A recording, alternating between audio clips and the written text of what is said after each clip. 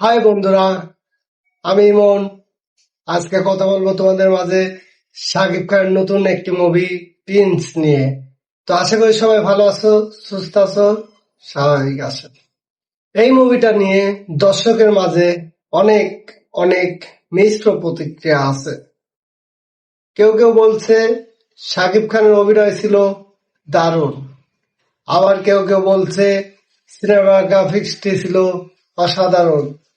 কেউ কেউ বলছে গল্পটা ছিল একটু ধীর গতির। শাকিব খানের অভিনয় ছিল দারুণ, আবার কেউ কেউ বলছে সিনেমাগ্রাফিক্সটি ছিল অসাধারণ।